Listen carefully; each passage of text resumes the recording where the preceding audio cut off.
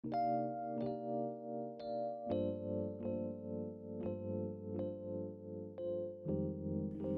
Alaska Teen Media Institute, this is Podcast in Place, Youth Stories from Quarantine, a series about youth in Alaska during the COVID-19 pandemic.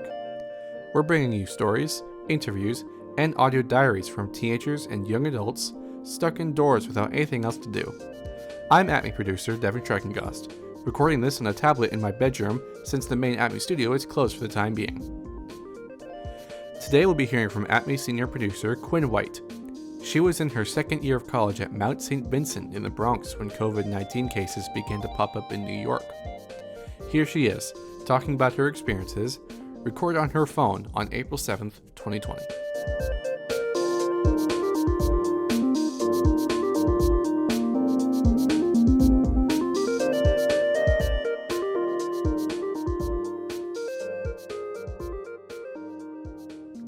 When this all kind of first started going down, I recently got a new roommate, and she's from China. And one of the things we've been talking about a lot, was the coronavirus. In fact, it was the only thing we ever really talked about because we didn't really talk much. But when this first started happening in the beginning of, when things first started to seem pretty serious around the beginning to mid-February, we were talking about it a lot, and she was like, "Aren't you worried?" And I was like, "Well, no, I'm not worried. I'm not really that worried." In reality, I was, but I was trying not to overreact. The second, must have been the last week of February or the first week of March, when they started getting coronavirus cases in the United States. The first person in the state of New York got it, and that is in Westchester County, which is directly north of where I live. And it was really scary because it was the only case reported in New York, and they shut down this school down the block from my college, because that's where the man's children went. And I was like, oh my gosh, this is really kind of scary. It's starting to hit a little bit too close to home. And I remember calling my best friend Charlotte and being like, dude, you wouldn't believe what happened. They shut down this school down the street from my college. I'm starting to get really nervous. And she was like, well, Quinn, be realistic. It's the first one. Don't think that much into it. You're going to be fine. And, there was started to be rumors that they were going to extend our college's spring break, which made me really nervous because, I already had to refigure out my plans for spring break because I was supposed to go to Italy. I had to, cancel my trip last minute, which was really chaotic, and it was hard to figure out a place to go last minute. Originally, I had called my Uncle Rick, who's my only family member in the lower 48. He lives in Stonington, Pennsylvania. And I had called him, and he told me he was planning. I called him right about a week or two before spring break, because I was trying to figure out what I was going to do with myself. And he told me that he was going to be in Florida with his wife, Donna, because they were going to go. They recently moved to Pennsylvania from Florida, and they were going back down there to visit some people. So I had decided to go stay with my friend Charlotte, who we're both from Anchorage, but she now goes to school at Alfred in upstate New York. And she was on spring break the week before I was. So she had come visited me before she had flown home, and she flew home on Saturday. And then on Monday, the 9th, when I woke up, it was the most beautiful day, and it was super hot outside. It was 70 degrees. The next day, I had a project that was due for my feature writing class, so I had to go I had to go on a bit of a field trip with one of my friends, and we decided we're gonna skip class, whatever. We had to go to Arthur Avenue, which is the Little Italy in the Bronx. So we went out there and we were eating lunch and we were eating the most amazing sandwiches and we were talking, and I was with my friend Elaine, and she was like, Quinn, I really don't think they're going to extend spring break. And I was like, me neither. Like, they are blowing this way out of proportion. This is crazy. At the time, it's kind of crazy. Barely a month ago, there was maybe like 120. No, it was about 100 cases in New York, right? And that night, it was about 11 o'clock at night, I had gotten an email. I was walking back into my dorm, and I got an email that said, someone on our campus has tested positive for coronavirus, and you need to be out the next day by 8 p.m. That moment was surreal. It was just insane, because I just was like, where am I supposed to go? What is it? Like, what does this mean? What does this mean? Like, just hours ago, I had a conversation with one of my friends about how they're not going to shut down the college, right? And this just really came out of left field. And I was like, where do I go? What do I do? I don't know anyone around here. Like, I'm not from New York. I don't have any family in the lower 48 except for my Uncle Rick, who's in Florida. And it just really, in that moment, I have never felt more alone than I did in that moment. And I had to call my parents and be like, what do I do? Like, I don't know what to do, And it was just really kind of like just maybe one of the worst moments of my whole life thus far. And a few minutes later, I was sitting outside and I was crying because I was on my way back into my dorm and I just had to stop. And I was crying outside, and just around me, there were people yelling out of their windows, and there were people partying outside and drinking, and it was insane. It was complete pandemonium. There were people whose parents were picking them up. Like, you couldn't, like, get on campus. There were so many cars. And one of my friends, my same friend Elaine, was like, Quinn, let's spend the night here tonight, and tomorrow you could come to Brooklyn with me. And so I had to call my uncle and be like, hi, Uncle Rick, please pick me up from college. Someone on my campus has coronavirus. And so I spent the night in Brooklyn, and on Wednesday, my Uncle Rick and Aunt Donna drove from Pennsylvania to come pick me up. And it was just really crazy, because I love my Uncle Rick and my Aunt Donna. They're some of the kindest people I know. It's just that was not the circumstance in which I was expecting to see them. And I felt really bad for having to ask so much of them. But, I mean, I had no other option. What was I supposed to do? I couldn't stay in my dorm anymore. And they drove me back to their house, which is about 4 hours away from New York City. And I spent the next couple days there. And in those couple days, I got a lot of emails from my school that were all just extremely confusing, because they were starting to set up these online classes, and then everything was just starting, like, they were just starting to figure out their system. And I was trying to reach out to the college, and I was like, listen, please, like, I don't know what to do. I'm from Alaska. I'm staying with my aunt and uncle in Pennsylvania, but what do I do? Like, how, like, do I pack up and go home to Alaska? Do I wait this out for a couple weeks and go back to the college? What's going on? And no one would get back to me. And I was just sending emails, and I was like, please, will anyone get back to me? And eventually, the president responded to one of my emails, and all his response said was, maybe you should stay. And I don't know about you, but I think that staying in my college dorm during a pandemic, after they had to clear out the campus because someone was sick, sounds like my biggest nightmare. And having to stay all alone in my dorm just sounds so scary. And there's been all these rumors that they're going to shut down New York City and people aren't going to be able to leave their homes. What would that mean for me? And honestly, I didn't want to find out.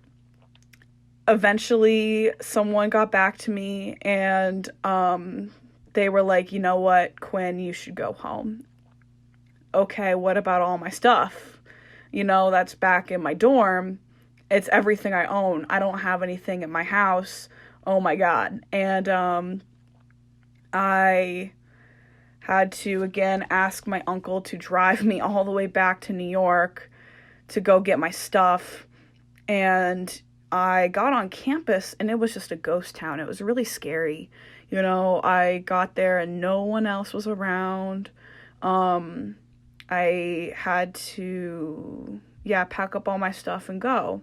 And, right now I'm in the middle of the process of transferring colleges.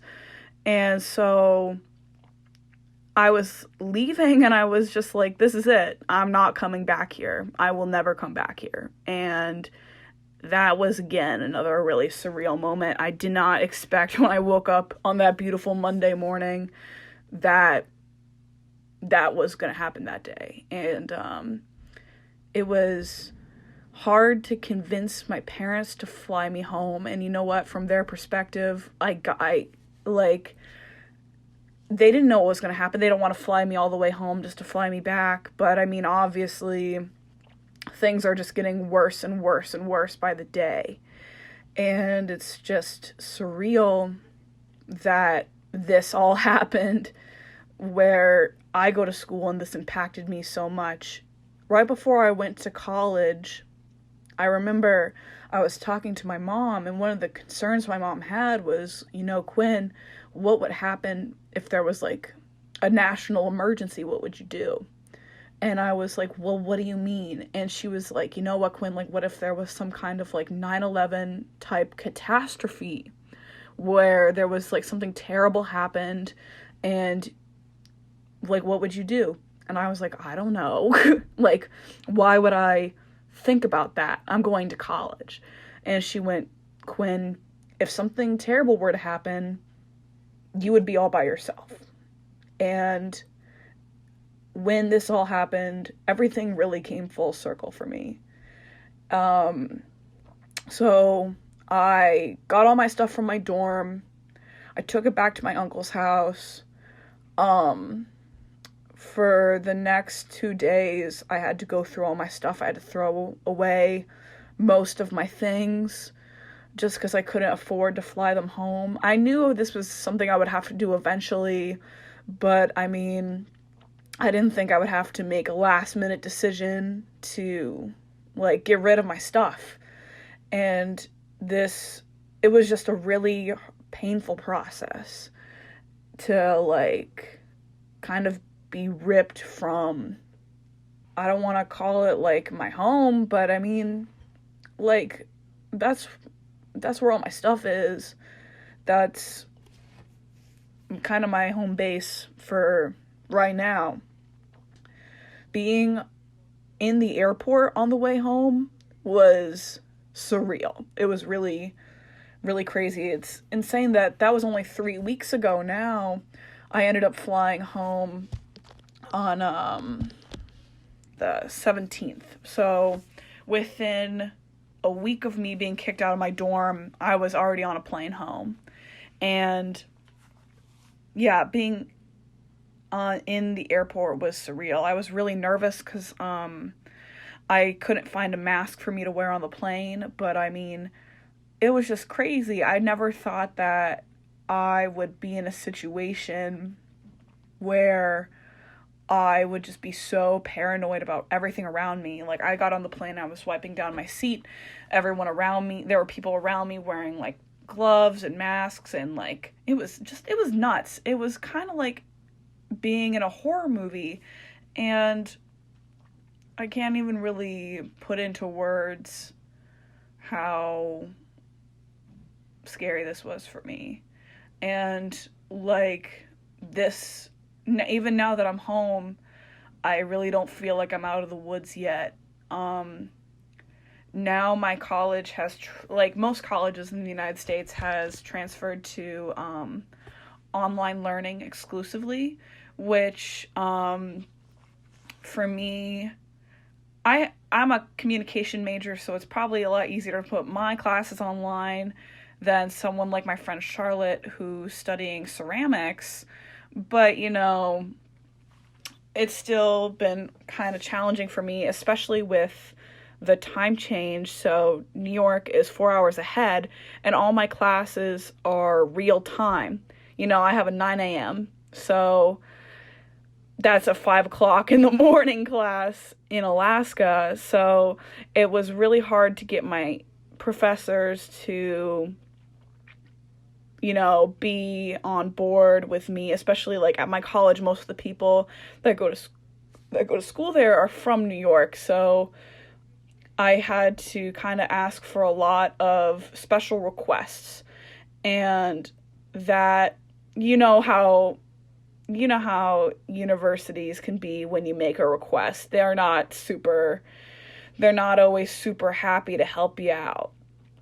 So it was like I have just kind of run into nothing but issue after issue. And for the most part, it's fine. But yeah, it is difficult with this time change and, getting used to my new circumstances and everything. Right now, I am staying in my grandmother's house with my friend Charlotte and my friend Willem. They recently put my grandma in a home, so her house, they just put her in a home, so now we're kind of house sitting here. It was just when I first got home, I didn't want to get my family sick, and so that's kind of what I've been doing. I'm really looking forward to what happens after this quarantine. I'm starting to get my acceptance letters. I'm really looking forward to being able to, after this quarantine, get myself into a different position than I was before quarantine. And hopefully I can take this time to, focus on my own needs and to kind of figure out what I need to get done before I go to my next institution. So far I've got into Eugene Lang at the New School, American. I'm still waiting on a lot of other schools, but this really gives me a glimmer of hope for, the future in a time where it kind of feels like nothing is going right. It's scary because, of course, I feel really bad for myself. This has been a really awful experience for me. It really just, all my biggest fears really came true. And it was something I never thought would happen. It's never something I could have imagined in my entire life would happen. But there's people I know in New York that are losing their jobs, that are, they're losing their loved ones, and that's something I couldn't even imagine. And to see people I love and I care about go through this also is just, it breaks my heart. It makes me really sad. And it's just, I don't know when life for them will get back to normal. I don't know when my life will get back to normal. But in New York, it just seems insane. I could not imagine being there right now. I am beyond grateful for the fact that I was able to get out. But for the people that are still there, that live there, like, this fight isn't over. It has just begun. But with that being said, like I said before, I am very, very glad that I'm home and that I'm safe. I'm with my friends who I love very much. And I'm really thankful that my family is safe and healthy. for the Alaska Teen Media Institute, I'm Quinn White. And that's what I gotta say. That was ATMI senior producer Quinn White, recorded on her phone, safe and sound here in Anchorage, Alaska. You've been listening to Podcast in Place, Youth Stories from Quarantine, from Alaska Teen Media Institute. Our show's theme music was composed by me, Devin Schreckengust. Stay tuned for more stories from quarantined youth. This podcast was made possible in part by grants from the Alaska State Council on the Arts and United Way. If you'd like to support Youth Voices in Anchorage and help keep our podcast going, you can donate to our organization by going to alaskateenmedia.org and clicking on Donate. Also on our website, you can learn more about what our organization does, listen to past episodes of our podcast, or find out how you too can get involved. You can also follow us on Facebook, Instagram, and Twitter. For Alaska Teen Media Institute, I'm Devin Schreckengust. Thanks for listening. Stay safe out there. We'll get through this together.